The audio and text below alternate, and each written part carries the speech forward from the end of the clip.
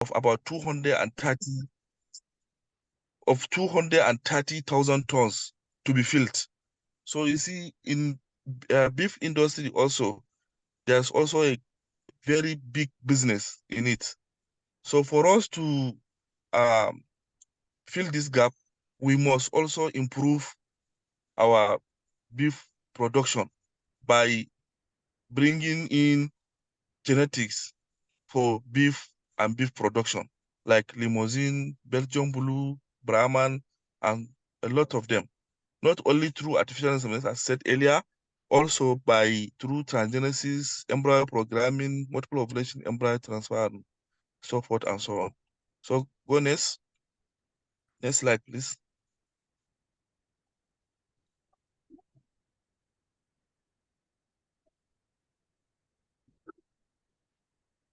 So these are the, let's go to the main topic of the presentation. That's the challenges, one of the challenges of artificial insemination in dairy and beef industry. Number one, grazing land and feed shortage. You know, feed is the key factor for the success rate of artificial insemination, because feed and nutrition is one of the equation of reproduction that it shouldn't be abundant, it shouldn't be skipped up. Without feed and feeding, if the animal are not fed well, the follicular wave will stop, follicular recruitment will stop, thereby there will be no ovulation. No matter what you do on them, you will not get what you want. So definitely, grazing land, most of the land in Nigeria are being cultivated for crop. So the remaining land for the grass, for 20.6 million cows to graze, is not sufficient. It's not enough. So in this case, government should do something. All the gazette, all the it is in gazetted and non-gazetted this thing should be put into consideration. So most of the land, including the gazetted and non-gazetted grazing land, have been given to crop farmers production. So in this case, there is a lot of problem. We cannot achieve what we want if we cannot provide enough feed for the cows in the future. So next is reproductive performance of the cow. So there are some cows that they're not reproductively sound. I'm not saying they're not reproductive, it's because of their physiological uh, mechanism. So, most of our indigenous cows, they undergo 3 follicular waves.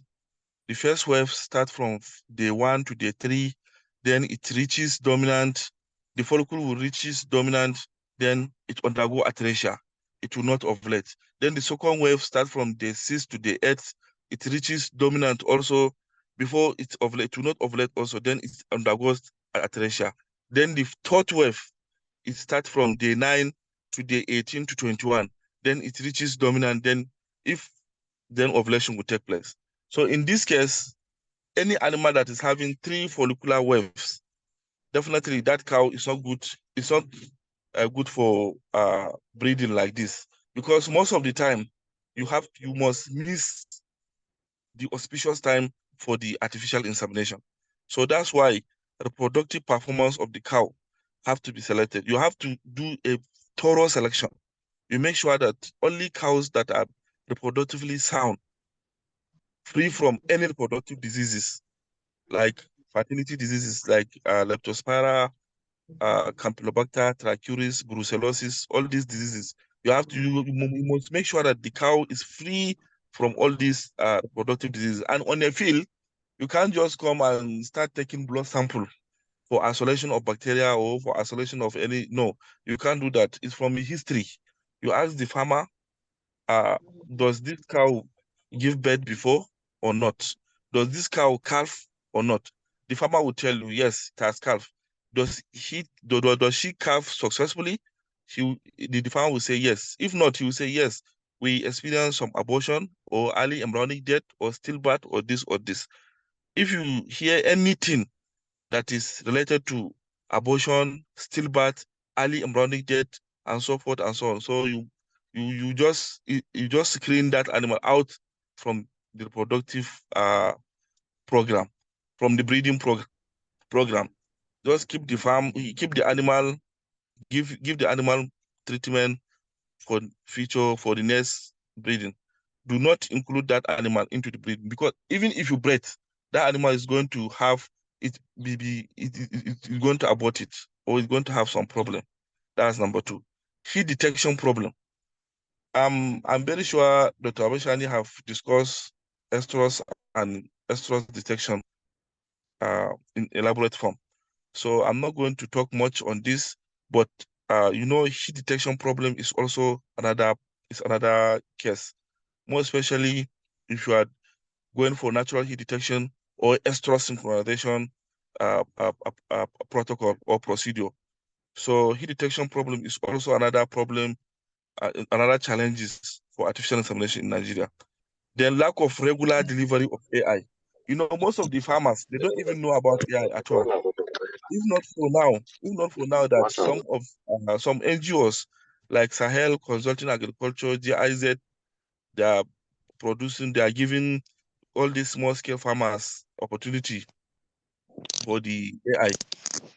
Nothing. Most about 60% of the farmers, they don't even know about the importance of the AI. And some are serious, they don't give more attention because they have done it and it has failed. So because of this bad experience now, they will not even How agree much for you is to listen. So the next one is lack of input, which is most important thing. Hormones, semen, liquid nitrogen, etc., etc.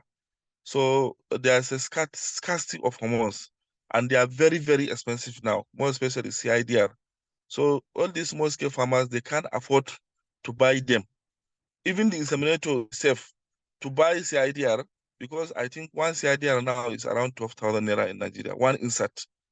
So for you to buy CIDR in combination with other hormones for the breeding is going to cost seriously costly. So this is also another problem. Then the semen. Semen is the number one problem that we are facing. Not only the viable semen, you can get a viable semen from a reputable company, but how you handle it is a problem. So we are going to discuss it in detail. I'm just highlighting the problems now. Later, we are going to discuss it. Then liquid nitrogen. Liquid nitrogen is also a problem because for now, I think we have only, from the north, we have only one functional liquid nitrogen center in Jos, which is air separation. And it's not supposed to be so. With, for this north, we're supposed to have like maybe 20 different liquid nitrogen companies that are producing liquid nitrogen, so that it will be enough and sufficient for the breeders to get access to. So the next one is lack of expertise, lack of expert AI technicians because of lack of training. So you see, most of the AI technicians we have in this country, their expertise is seriously lacking. So training is very, very important here. As I said earlier, that in Ethiopia, there are over 30 to 40,000 instructors, expert AI technicians, and they are still lacking. So what of we in Nigeria? We have to mobilize training from time to time so that we'll get more expert AI technicians for the breeding. Next. So as I said earlier, bad previous experience by the farmers. Some farmers, they have called for breeding, artificial insemination, but it has failed. So there's no epitomes of, you cannot convince them. You can never convince them. If you meet them, approach them, they will only tell you that this thing, Oga, is not working well. There was a time I spent a lot of money on it and I didn't get even single progeny from it. So it's not working. I will not do. Even if it is free, you say, no, I will not do. This is the problem we are having in this country. But previous experience also is another problem. So poor awareness. So poor awareness and sensitization. is directly related to the bad experience. Some farmers, really, they don't know about it, but they have, these farmers, these Fulani herdsmen, is like they are connected. They are essentially connected. So if one of them have bad experience, he will go and tell all the communities that you should not do it. Oh, this thing is not working. In fact, they have done it several times on my animals and I've not gotten anything. He will even tell you the consequences of CL persistent. He will say after they do it, it takes me about 3 to 4 years before my animals started coming on heat, started cycling. So this one also is another problem. Lack of managerial and technical support. There's no technical support in this country, definitely. And the management system uh, in terms of livestock production is very, very poor also. Then production system is related to managerial and technical support also. Production system, most of the production system in this country is very poor, which in turns affects the artificial and breeding industry. Then deficiency of equation of reproduction. This equation of reproduction, there are about 5. Number 1, the nutrition itself. Number 2, the efficiency of the inseminator, that the skill of the inseminator. Number 3, the viability of the sperm cells in the semen. Number 4, the estrus detection, that's the heat. Then number 5, general heart health management. That's the animal must be free from reproductive diseases. These are the 5 equations of reproduction. We are going to discuss them in detail later in the next slides. So deficiency of this equation of reproduction is what causes failure of AI in the country. Because this equation of reproduction, all the 5 equations of reproduction, they are multiples. So if you miss one, definitely it's going to affect the whole equation. Like for instance, maybe your nutrition is perfect, you are skillful, your skills also is perfect. The animals are free from reproductive diseases, but if the semen is not viable, if the sperm cells are dead in the semen, definitely you are not going to achieve anything. Likewise goes to nutrition, likewise goes to skill, likewise goes to reproductive diseases, likewise goes to heat detection. So you see, that's the problem. Next slide, please. Next slide. So these are some challenges. I just captured some challenges. If you see the frequency and then the percentage, this is just field-based challenges we had. So if you see the frequencies here, we did about 100 farms. I took randomly 100 random sampling of 100 farms. So out of these 100 farms, you can see how the challenges are. You see grazing land and feed shortages. You see how the graph is. Then distance to AI centers. Yes, I don't think the AI centers in these countries are functioning. They are just there, but I don't think they are functioning. We don't have one functional AI center in Nigeria, definitely. If you're not coming to NAPRI, and NAPRI is a research institute, it's not an AI center. It's supposed that we have AI centers in all the states and other local governments. Like for instance, in Kaduna, we're supposed to have AI center in Zaria. Apart from the NAPRI itself, we're supposed to have AI center in Ikara. In fact, we're supposed to have AI center in all these big local governments that are close to the farmers, so that the farmer will easily get access to artificial insemination breeders. But now, so lack of AI technicians. As I said earlier, that government should provide a means, or we must do something about training AI technicians. Maybe we do it in this way. Maybe every state selects each and every local government, maybe five participants to come and do the training. And the training must be given strictly not all this training of 5 days, 1 week. The training must be given in such a way that the participant will learn it very well. Not this kind of a training that you just come and spend 5 days, 1 week, you go, you don't even know where the service is. Next slide, please. So, all this, we are trying to achieve one goal, and the goal is the calf. That's the progeny. So these are the successive practice of artificial insemination. You see, we have the cow or the heifer. So before you go for artificial insemination, there are some pre-insemination examination. These pre-insemination examination are BCS, then RT. BCS means body condition scores. RTS means reproductive tract score. It's very, very, very important. You don't see animal just like that because the body condition score is 3.5 or 3. You say, this animal is eligible for AI. No, you have to do rectal palpation to make sure it touches the ovaries, to make sure there's no cyst, there's no cystic ovarian disease, to make sure that the ovaries are functional. You palpate the ovary to feel the presence of the follicles on the ovaries, presence of the recruited follicles and dominant follicles on the ovaries. You make sure that the tract, the fallopian tube is connected to the ovary. You know, there are some in the fallopian tube, maybe at the isthmus or at the ampulla, you found out that it's blocked. Something has blocked it. Maybe calcified tissue or fat or something else have blocked it. So in this kind of animal, if you find such things, you don't need to include the animal. Even if its body condition score is 4, you don't need to include it because the fallopian tube is blocked. So the sperm cells cannot move toward and reach the zola pellucida of the egg. So definitely in this case, you do the screening.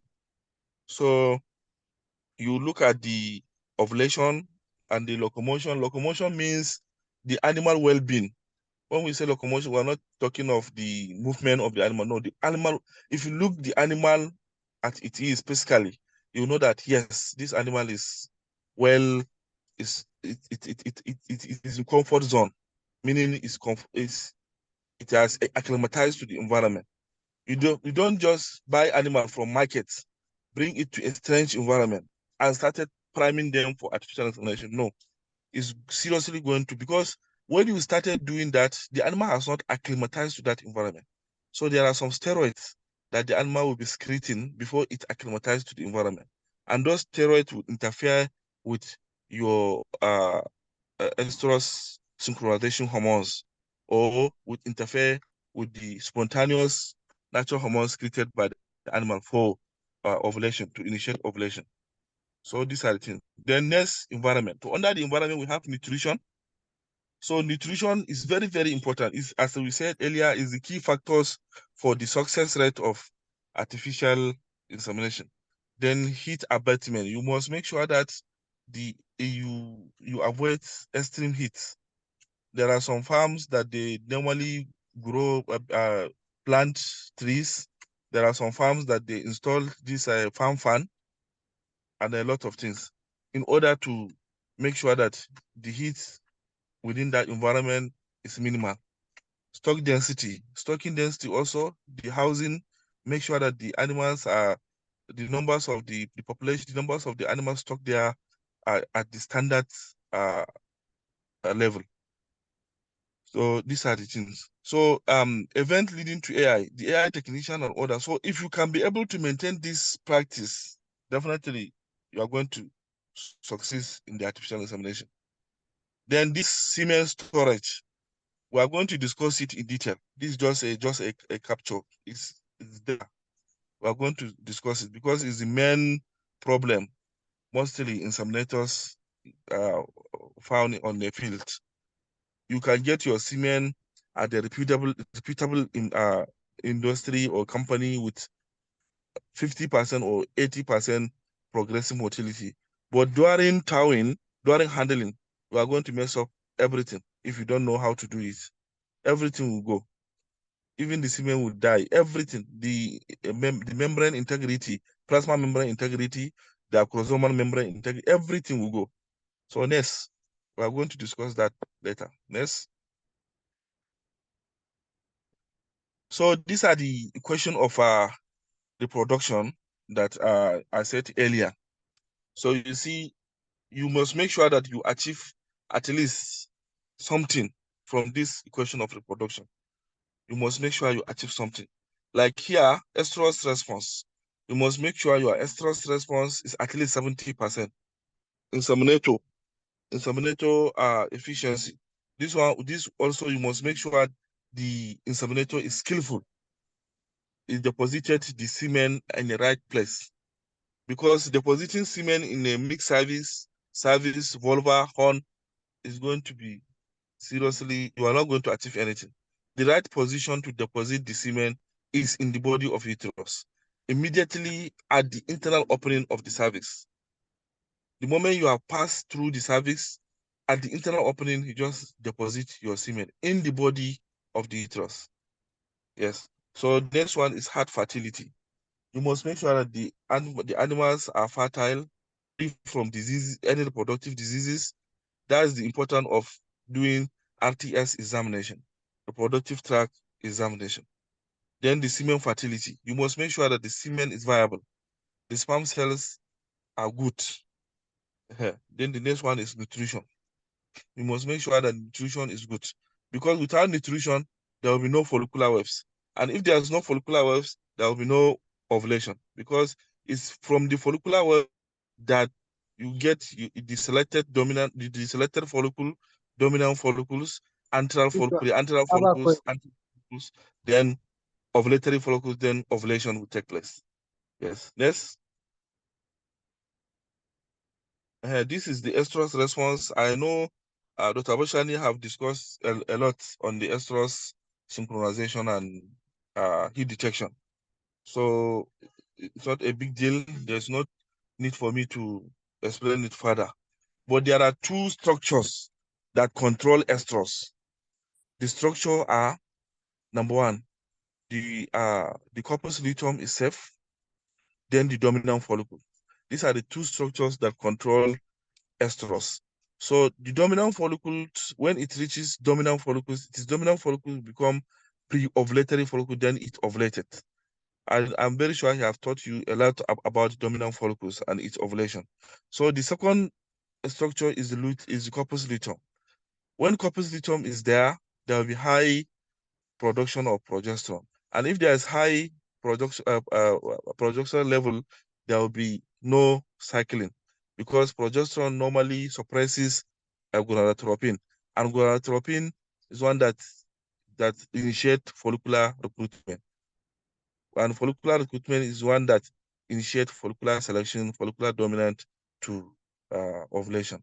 So corpus luteum, if there's a corpus luteum in the animal, you must make sure that you lyse it in order to initiate ovulation. And the only leucolytic agent that is sensitive to corpus luteum is prostaglandin, PGF2 alpha. So this is it. Next.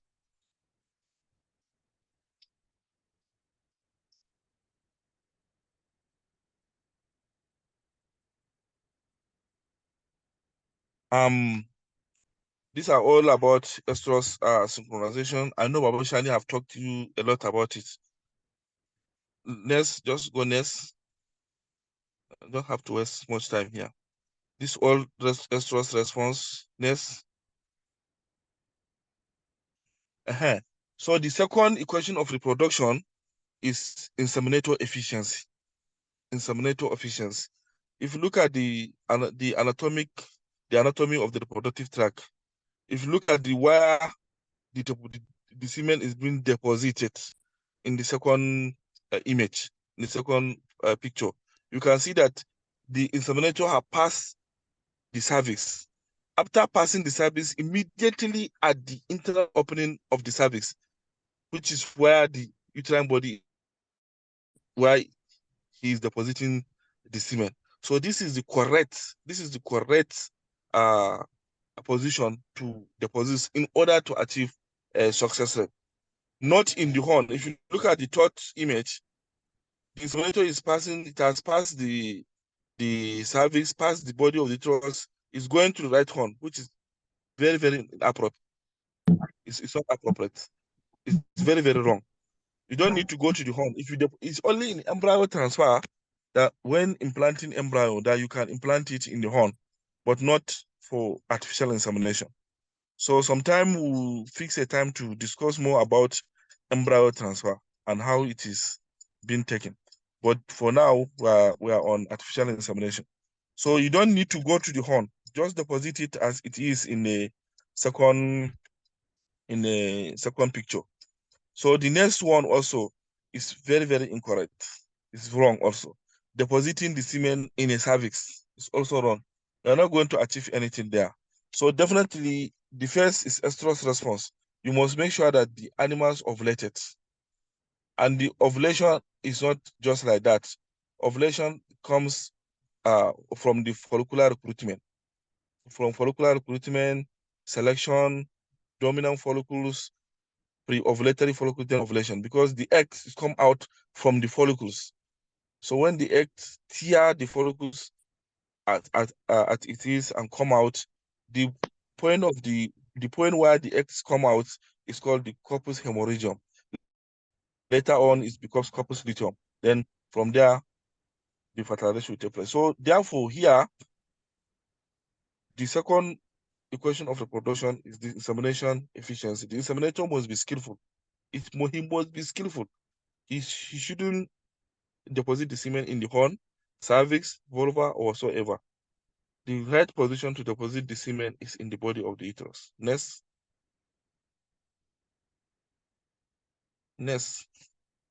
Heart fertility.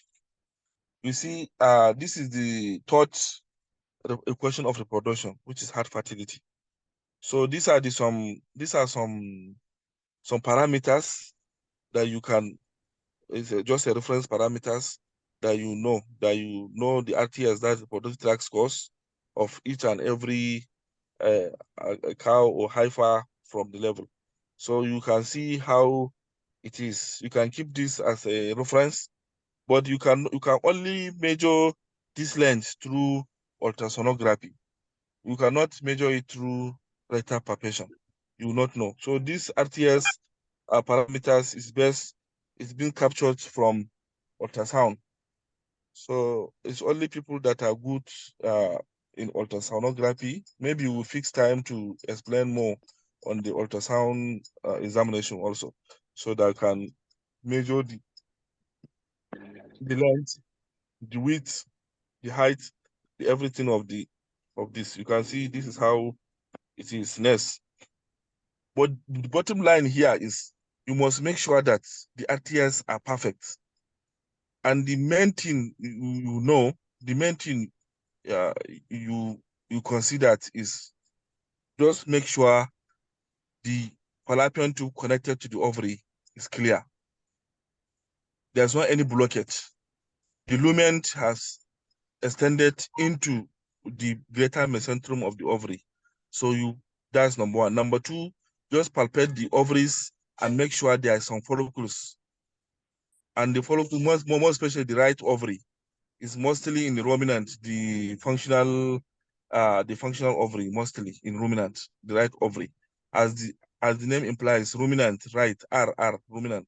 So most of the conception, it takes place on the right ovary. So, but it rarely takes place on the left. We're not saying it doesn't take place on the right, on the left, or it takes place on the left, but about 95% of conception in ruminant take place on the right ovary. So all your RTS examination must focus on the right ovary. You understand? The right ovary, you feel the functional, if they are functional, and mind you might sometimes get to an estrus cow. An estrus cow also produce ovaries, follicles. So an estrus cow, they also produce follicles. But the difference between an estrus cows and a cyclic cow is they produce follicles, but the follicle does not reach to ovulation. You know what initiated ovulation is estradiol, that's the estrogen. When the follicle reaches dominant, we have what we call antral follicle. It transforms to antral follicle. When it reaches antral follicle, then it is the antral follicle that will produce estrogen. It is that estrogen, by positive feedback, it will go to anterior pituitary to stimulate the production of LH. We call it LH Soch. That's luteinizing hormone Soch. It is that luteinizing hormone now that will initiate the ovulation. So sometime in an ancestral cow, the dominant follicles is hardly to reach the antral follicle. So, and if it did not reach the antral follicle, definitely there will be no estrogen that will stimulate the release of the LH for the ovulation. So that's the differences. So in cyclic cow, that's why we have follicular webs also, because the estrogen must reach certain level before it stimulated the LH for ovulation. It is the LH that initiates ovulation. Thank you. Let's move next. Let's move to next slide. Semen fertility. So semen fertility is very, very, very important. If you are using frozen semen, for instance, you must make sure that you examine the semen under microscope. You do this test. You just say, okay, let me buy 1 straw or 2 straws. You can take risks and buy like 2 straws. When you buy the straws, when you come home, thaw the straws, view the viability of the sperm cells under microscope.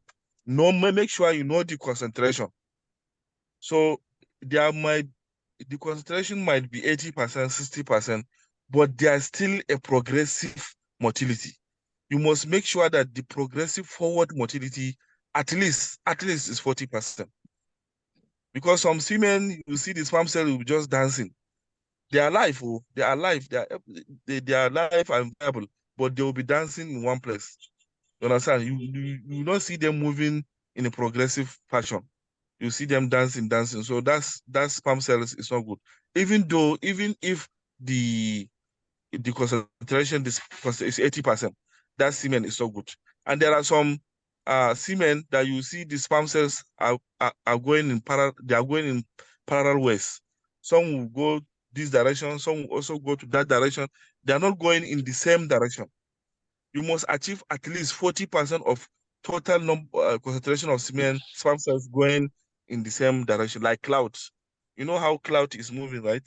So this is how the sperm cell is supposed to be moving, in one direction. If cloud is if there's a wind blowing from maybe west to somewhere, you see the cloud is moving toward the wind. So that's how the sperm cell have to obey. That's the rule of moving of the sperm cells. That they have to go in the same direction. So semen fertility is very, very important. You might achieve 100% from all the equation of reproduction. But if you come to semen fertility, if the sperms are not fertile, they are dead, definitely you're not going to achieve anything. After your insemination, you think you have followed everything, your estrus is perfect, but at the end of the day, you are going to get 0 result, which is very bad. Next. Semen handling. This is the major problem most of our inseminators face on the field. They don't mind, they don't care about handling the semen well. And handling the semen is the major prospect. You might get your semen correctly, viable, everything, but all the sperm cells will going to die in your hand if you didn't pay more attention on handling the semen. This is liquid nitrogen. For instance, this is just a liquid nitrogen. You see the labeling. So we have what we call index ring. It's at the top cap of the liquid nitrogen tank. So we have the stopper, that's used to close the liquid nitrogen.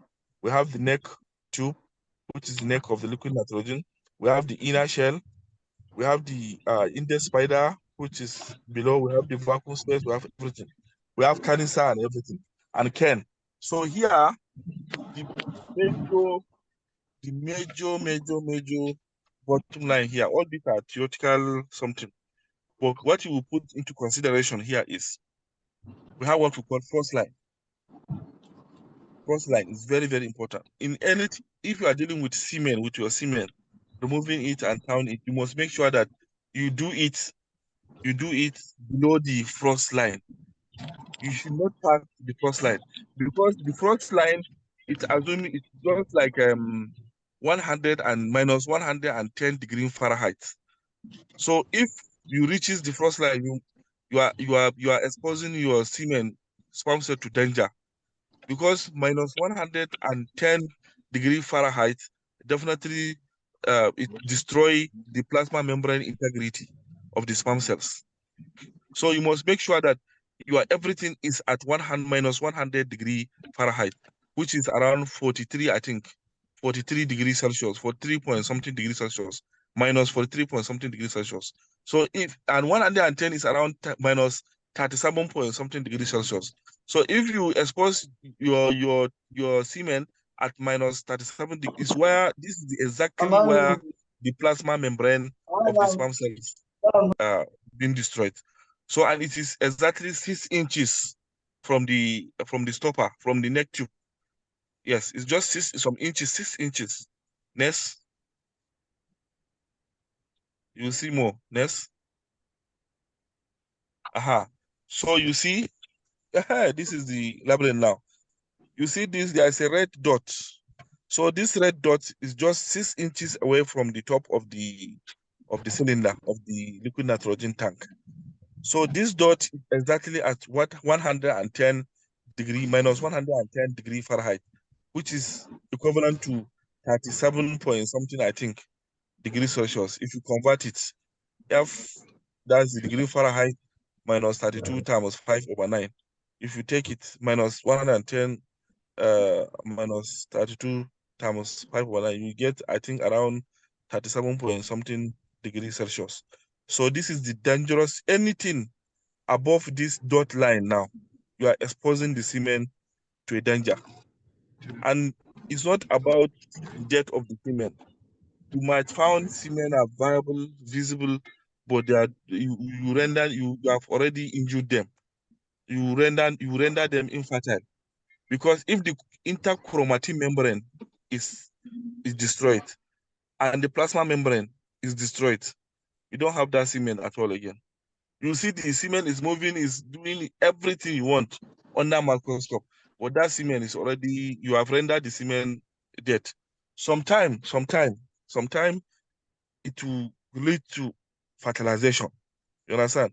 Even if the plasma membrane and the chromatin intact membrane is destroyed, it might fertilize the egg. But the problem is during meiotic division, because of the ruptured plasma membrane, so the coding in the mitochondria of the semen will not be enough for meiotic division to take place. You see, from first cell, maybe it might reach second cell, fourth cell, eighth cell. When it reach 16th cell, about to reach morula, the cells will die. You understand? It will just die. Or sometimes it will reach blastocysts. Before it reach heart blastocysts also, everything will die. So you have to be very, very careful when handling your semen. You should not pass the canister above this line. You have to do everything deep inside the cylinder. Get a thumb forceps, a rubber thumb forceps, not metallic one. Get a thumb forceps. When you lift the cylinder small, you just hold it with one of your hand. You lift the can. You know, there's a can and a goblet. So the goblet is in the can. Then goblet and the can are in the canister. Then the canister are in the liquid nitrogen, that's the deep cylinder. So when taking it off, you just lift the canister small. When you lift the canister small, you hold the canister with your this index finger. Then you lift the can. So each goblet, some goblets may contain 10 straws of semen, some 5. So if it is 10 straws, you just use your thumb forceps, just take the semen you want to tow and draw it from the canister, put it in the crown cup, and you tow your semen. Next.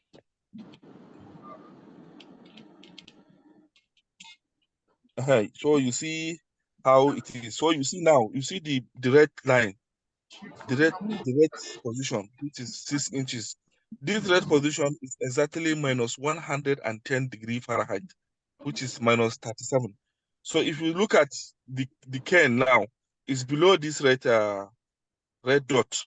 So in everything you're doing, you must make sure that you do it below this red dot. The moment you lift the can from the cylinder above this red dot or at the red dot, definitely you are exposing your cement to danger. Next. This is the critical temperature. So you see how the temperature is moving. So this one is even more better. It's what? It's degree Celsius. It's not even in degree Fahrenheit. So you see now, the critical temperature rises at where? At minus 35, which is around this line. So you see the first line is coming up. So anything that is at this 35 degree, which is above the first line, you are definitely exposing that cement to danger. So if you come here also, you see minus 75 degree is the normal, is minus 75 degree is coming downward. Is it exactly acceptable temperature for the cement to be handled? So anything above that, that is you are going minus 100 degree. So definitely you are exposing the cement to danger also. So this graph also, if you see this wave graph, the same thing. You see anything above this minus 75, that's from minus 85, minus 100, minus 110, you are exposing your cement to danger. This red mark you are seeing is danger. It's danger, yes. Next.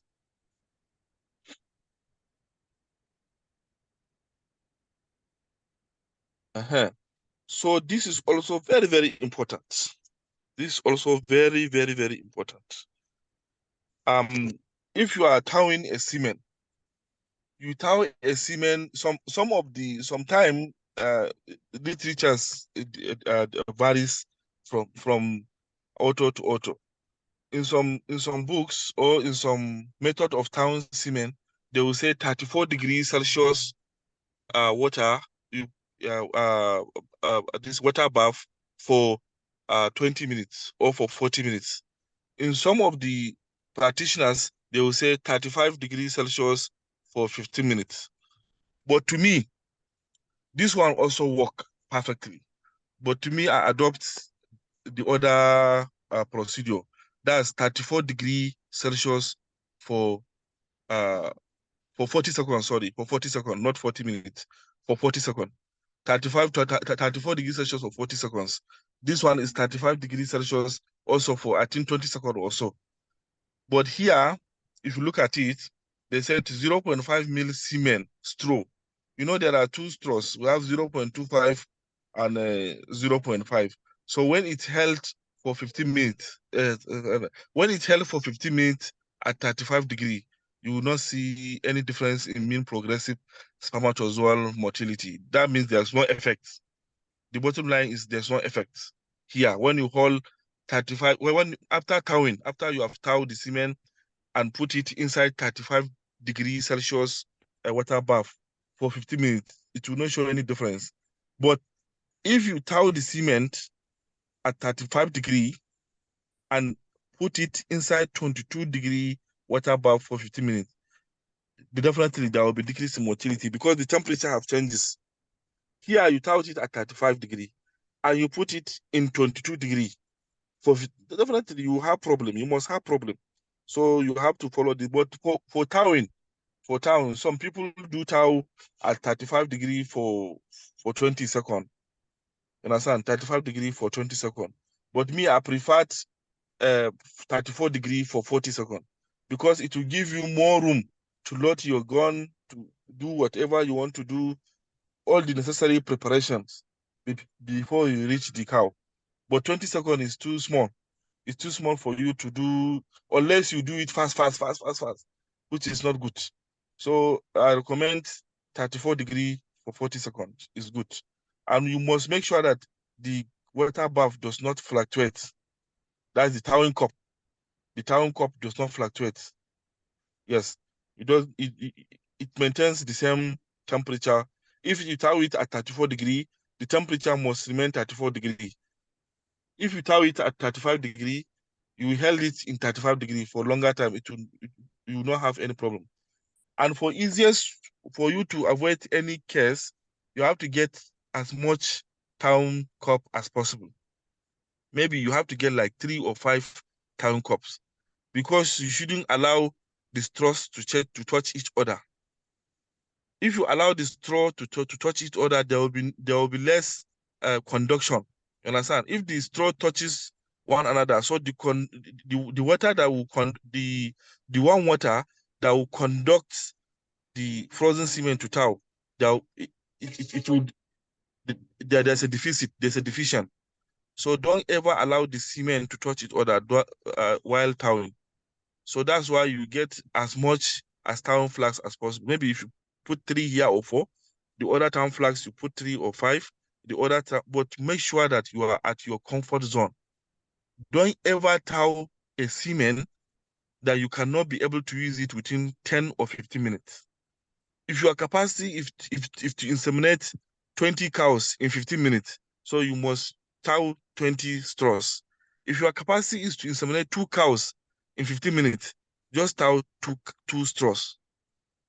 Because the moment it's exceeded 15 minutes, you are also exposing the semen, the sperm cell, to danger. The only comfort zone for the sperm cells to be good and still be functional with all its integrities is within 10 to 15 minutes.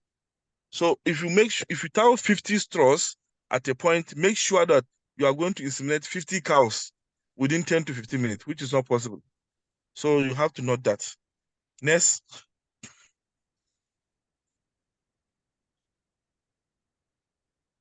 You see the explanation Hello, is here. Doc. No. Doc. Hello. Yes. Yes. I Yes. think we have about 10 minutes more to go, so we can have time for questions Okay. and Okay. answers. So let me just do quick. So this one I've already explained it. No more than can be used 10 to 15 minutes. Know your comfort zone. I've already said this. Just go next. So this is how it is when the egg is a female. Egg is coming from the female gamete, which is X. Then and the sperm is coming from the male gamete, which is Y. So this one is normal. All of you, I know you are all students of veterinary this in profession, so you know all this. So when X meet with it gives you X, which is female. When Y mix with this nest, just go nest. This one there's no need of explanation. So this is what we call X sperm contain approximately 4% more DNA. This is what gives a room to do sexing. You understand? When the infrared ray is passed through the semen, so the most dense semen that contain DNA will absorb the light.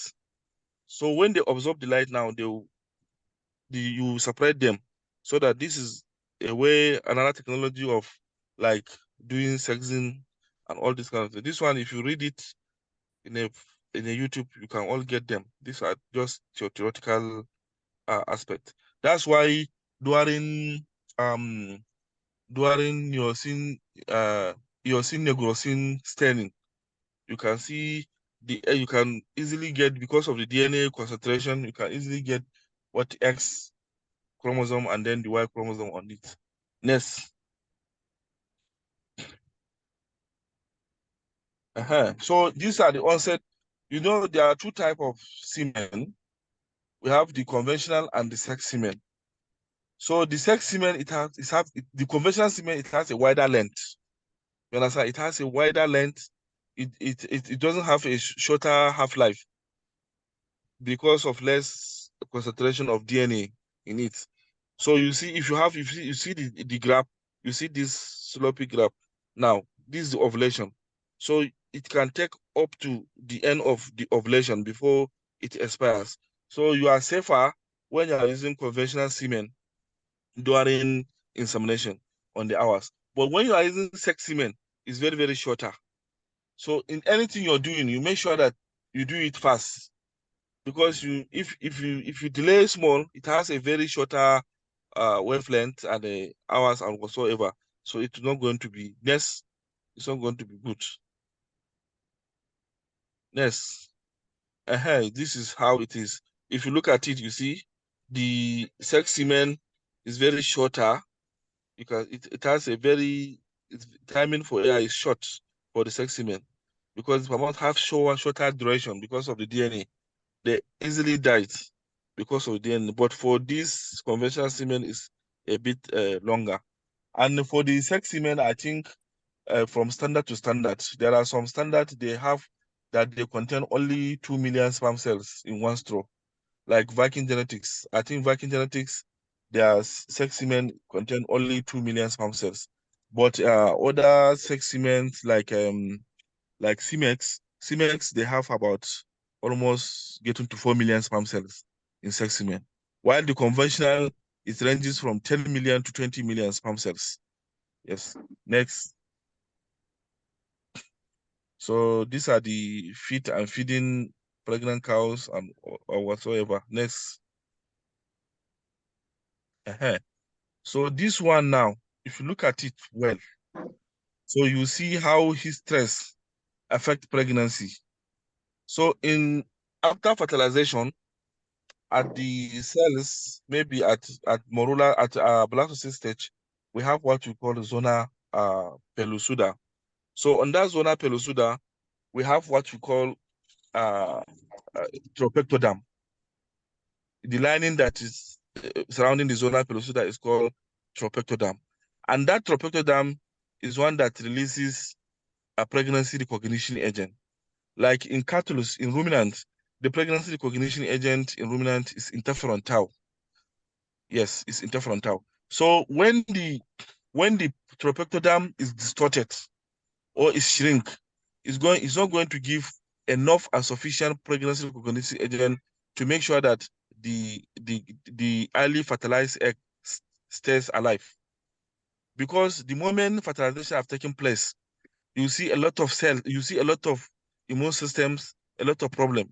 The immune system themselves, they will recognize the early fertilized egg as a foreign body. We call it allograft.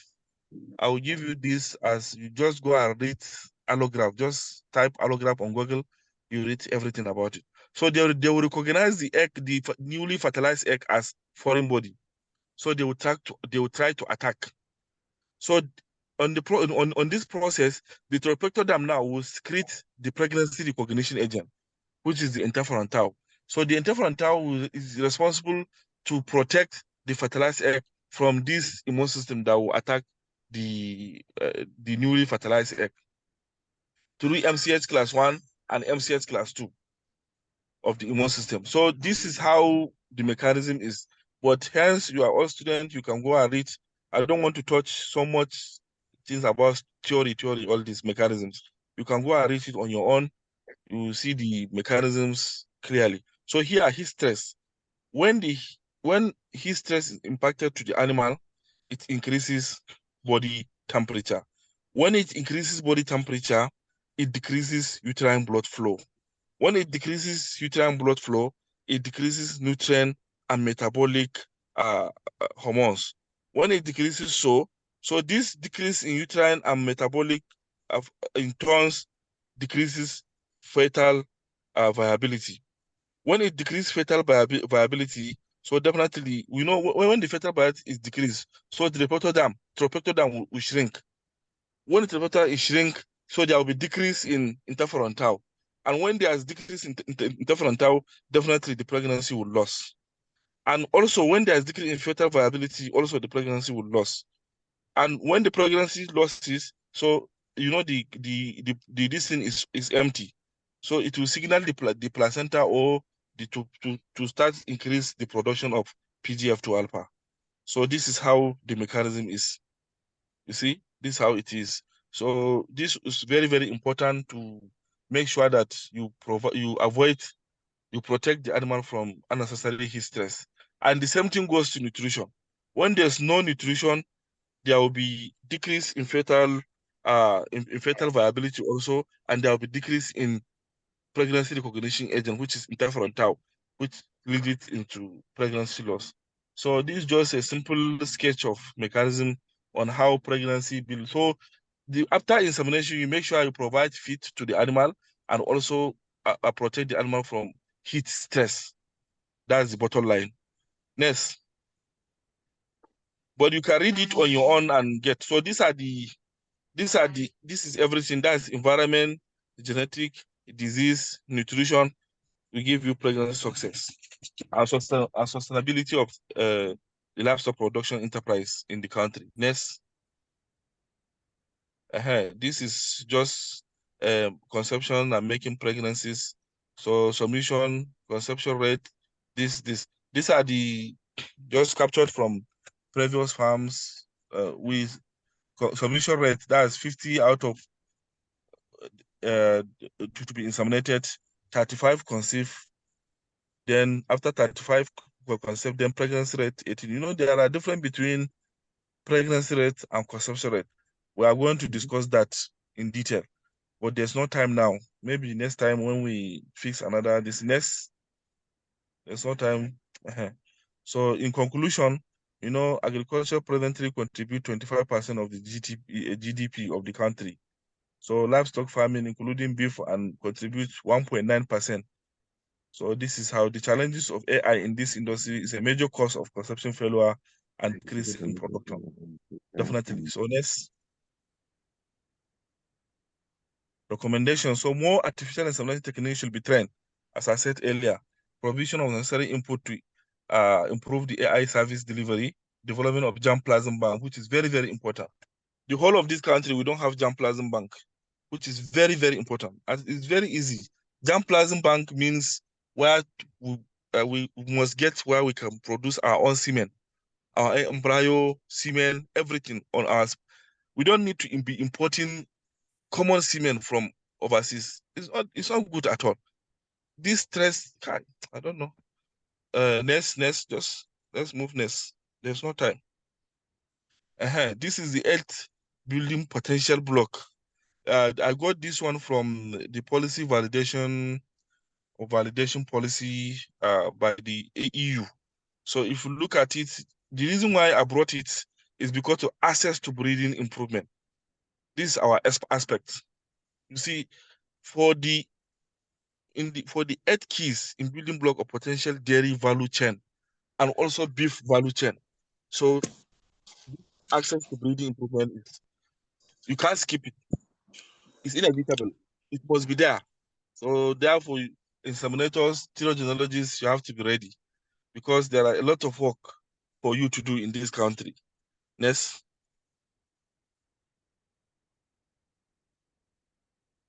Thank you for listening. It has finished. Thank you very much. Yeah, thank you, Dr. Mukhtar Yerima, for this very insightful and practical lecture. At some point, it felt like we were in the field with you, with the canisters and all. Thank you very much. We don't have much time, so we will, I think we have enough time to just take 1 or 2 questions. So if anybody has a question in the audience for Dr. Mukhtar before today's session ends, you can just raise your hand, or you can just unmute and just ask your question.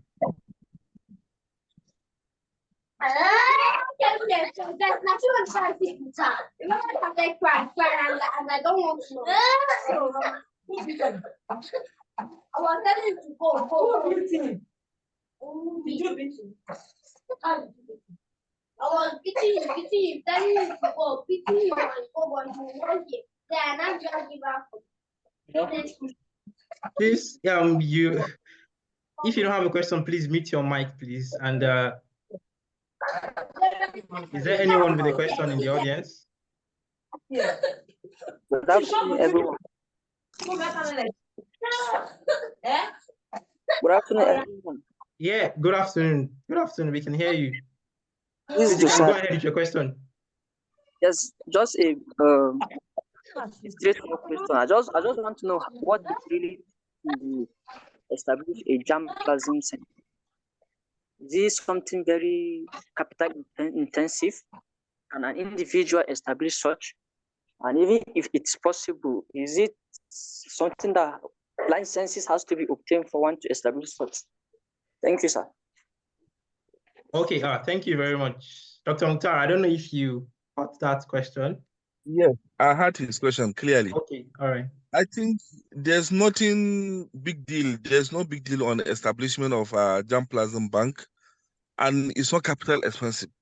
What we are lacking in this country is expertise, and those that can give advice to do such a huge project. We don't have anybody that will meet the government or an individual to give him, to advise him or give him the prospect about on it, the advantages and pros whatsoever on it. It's a very lucrative business, but we don't have the expertise that will come and do all this. The problem is for you to establish a germplasm bank, you must have an expert and the close proximity to liquid nitrogen plant. So as it is in this country now, as I said earlier, that the liquid nitrogen plant we have is only in Jos. Only if you have a very big and large liquid nitrogen tank, why you call it a storage tank, like 50-liter tank, so that you store your liquid nitrogen, you can do it. It's not something big deal, serious. You just have the expertise, that's all. And there's no license that you do that. No, you just go to the standard organization, this standard, what they call a standard organization or so. You just register there. You make sure that the NAFDAC, is it NAFDAC? They will come and certify. Well, I don't know. There's a body that they will certify to make sure that what you are doing is not harmful to the society, and what you are doing does not carry any element or any etiology that will cause a serious problem to the society. That's all. You don't need anything. You don't need anything. It's just the expertise, and it's not capital intensive. It's not capital intensive. You just need the expertise. Build a place, or you don't need even to build a place. Just get a mini laboratory that contains the all necessary things: the AV, the dummy cow, the electroejaculator, and other equipments for embryo transfer, like the embryo filter, embryo medias, PBS, Foley catheters, and a lot of all Y connectors, all these in petri dishes of different sizes, pipette. If you get this microscope, zoom stereo microscope, if you are capable, you can buy CASA. But if you're not capable, it's not necessary. You can buy pest contrast microscope or inverter fluorescent microscope. It's enough. So there's no any big deal in establishment of germplasm bank. The only thing is just we are not serious. Okay, thank you, sir. Dr. Baba, you have a question. Can you ask a question in a minute before the end of the session? Can you unmute and ask? Just a brief one. We have listened to your presentations and a lot of challenges and issues that are really affecting the AI sector in the country. Now that we have the Ministry of Livestock coming up, do you think we may have something positive coming from there? And if yes, what do you think we should do, or what are we doing already to try to actualize some of the things that we feel can really go a long way in expanding the livestock sector in the country? I think it's really an advantage to have the ministry itself, but then what are we doing to make the ministry useful? Thank you. Yeah, yes, that's true. Unfortunately, I think maybe the question will be tabled for another session when Dr. Mukhtar will come and join us. So we'll have to leave the meeting now. Thank you, everybody, for joining us. Thank you, Dr. Mukhtar, for the lecture, and stay tuned to when we announce the next session. Thank you very much, everyone. Thank you very much. Have a wonderful rest of the day. Thank you very much. Thank you very much. Yeah. Thank you very much. We really appreciate it.